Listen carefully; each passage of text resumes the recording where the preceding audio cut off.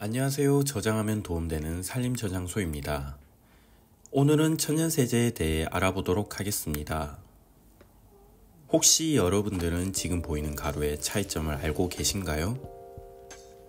무색 무취에 똑같이 생긴 이 가루들은 구연산, 베이킹소다, 과탄산소다라고 불리는 대표적인 천연세제입니다. 천연세제라고 하지만 해롭지는 않은지, 어디에 어떻게 사용해야 할지 막막하진 않으신가요? 바쁘신 분들은 짧게 요약한 이 장면을 캡처해서 활용하시면 됩니다. 사실 제가 알고 싶어 찾아보다가 답답해서 만든 영상이니 각 천연세제의 차이점과 사용법, 그리고 사용할 때 주의사항에 대해 알아보도록 하겠습니다. 우선 이 세 가지 성분이 어떻게 다른지를 살펴보기 위해서는 pH 지수를 살펴보아야 하는데요. pH 7을 기준으로 7보다 큰 숫자이면 염기성, 7보다 작은 숫자이면 산성물질이라고 생각하시면 됩니다. 베이킹소다는 pH 8 정도의 약염기성을 띠는 세제이고요. 과탄산소다는 pH 11의 강한 염기성을, 구연산은 pH 1.5 이하의 강한 산성을 띠는 세제입니다.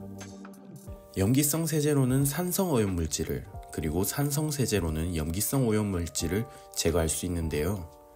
산성 오염물질로는 기름때, 음식물 얼룩, 땀 얼룩 등이 있습니다. 염기성 물질로는 물때, 비누 찌꺼기, 세제 찌꺼기 등이 있습니다. 이렇게 pH를 기준으로 각 세제의 용도를 알아봤다면 이제 조금 더 자세히 사용 방법에 대해 알아보도록 하겠습니다. 먼저 베이킹소다입니다. 가장 보편적으로 활용되는 세제인 것 같은데요. 약염기성으로 다른 세제에 비해 매우 순한 성분이기 때문에 표면 손상이나 유해성에 대한 걱정 없이 비교적 쉽게 사용 가능합니다. 순한 성분이라 인체에 노출이 많은 주방에 자주 사용되는데요. 과일 껍질이나 야채 등에 베이킹소다를 뿌려 씻겨주세요. 남아있는 잔류 농약을 제거할 때 사용하시면 좋습니다. 참기름병에 묻은 기름 혹은 양념병에 묻은 끈적끈적한 기름을 세척 시에도 베이킹소다만한 것이 없습니다. 뿐만 아니라 과탄산수소에 비해 세정력은 떨어지지만 베이킹소다의 엄청난 장점은 바로 흡착력에 있는데요. 가루 상태에서 냄새나 때를 흡착하는 성질이 강하기 때문에 주방용품이나 싱크볼에 찌든 때를 제거할 때 활용 가능합니다. 사용 방법은 싱크대 볼에 가루 상태 그대로 문질러 헹궈내는 식으로 사용하면 됩니다. 이제 문질러 주면 이렇게 물을 하지 말고 가루의 상태에서의 가루였을 때가 흡착력이 제일 좋거든.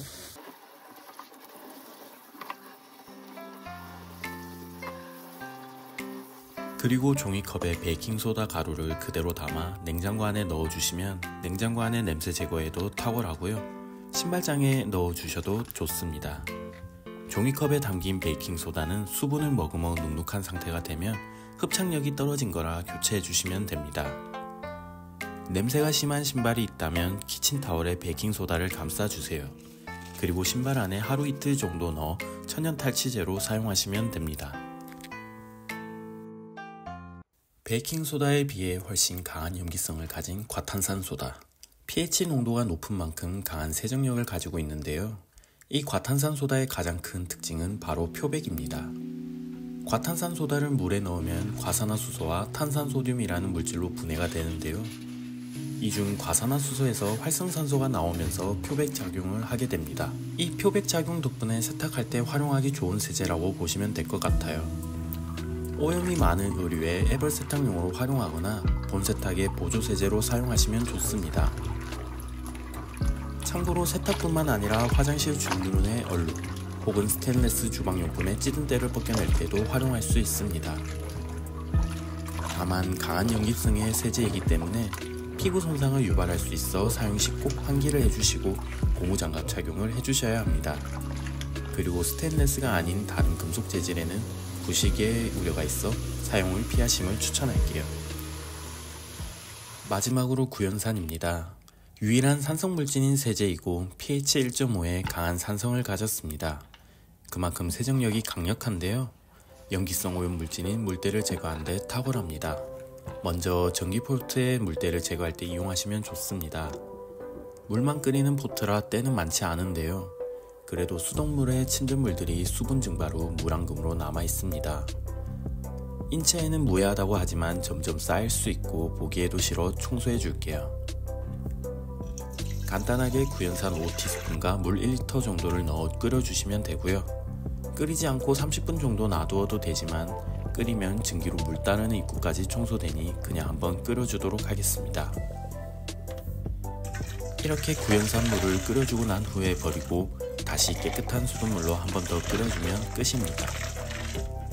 추가로 구연산 물을 버리실 때 스텐 냄비에 부어 스텐 냄비에 물 얼룩도 지울 수 있으니 참고해주세요.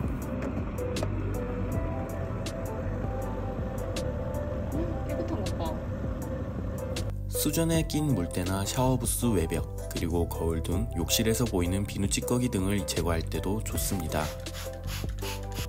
저는 500ml 분무기에 물을 담아 구연산 1g을 넣어 2%의 구연산수를 만들어 사용하고 있습니다.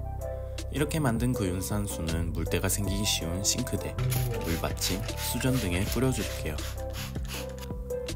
오염물질이 심한 경우에는 구연산수를 뿌려 5분 정도 기다려주시면 됩니다. 이렇게 때를 불려 닦아주시면 좀 더 깨끗해집니다. 입이 닿는 물건에 구연산수를 뿌렸다면 물로 한번 헹궈주시는 게 좋고요. 그 외에는 이렇게 마른 천으로 닦아만 주셔도 됩니다. 뿐만 아니라 구연산으로 산도 조절도 가능한데요. 흔히들 섬유유연제 대신 구연산을 많이 넣으시잖아요. 그 이유가 앞서 소개해드린 베이킹소다와 과탄산소다를 포함해 우리가 쓰는 대부분의 세제는 염기성을 띠는 경우가 많습니다. 물로 잘 헹궈준다고 해도 이 성분들이 남아있을 수 있어 사용한 물품들에 손상이 있을 수 있는데요. 이를 방지하고자 염기성 세제로 세탁을 마친 뒤 마지막 헹굼 단계에서 구연산을 넣어주는 것입니다. 다만 강한 산성을 가졌기에 물 200cc 기준으로 구연산 1티스푼 정도로 희석한 구연산수를 사용하심을 추천합니다. 이렇게 만든 구연산은 3일 정도의 유통기한을 가지고 부유물이 떠다니는 게 보이면 폐기해 주시면 됩니다. 구연산을 사용하실 때에도 주의할 부분이 있습니다. 염기성 세제와 같이 섞어서 사용하면 안 되는 것인데요. 염기성과 산성 둘 다 만나 중성이 되어버리면 염기성 세제의 역할과 산성 세제의 역할 어느 하나의 역할도 할 수 없기 때문에 따로 사용해야 한다는 점입니다. 이렇게 오늘 천연세제의 3가지의 특징과 사용법에 대해 알아보았습니다. 오늘 말씀드린 부분을 참고하셔서 효과적으로 그리고 안전하게 천연세제들을 활용해 보셨으면 좋겠습니다. 그리고 제가 언급하지 않은 내용 중에 덧붙일 만한 중요한 내용들이 있다면 댓글로 달아주시면 감사하겠습니다. 좋은 살림 정보들로 여러분들께 또 소개해 드리도록 하겠습니다. 시청해 주셔서 감사합니다.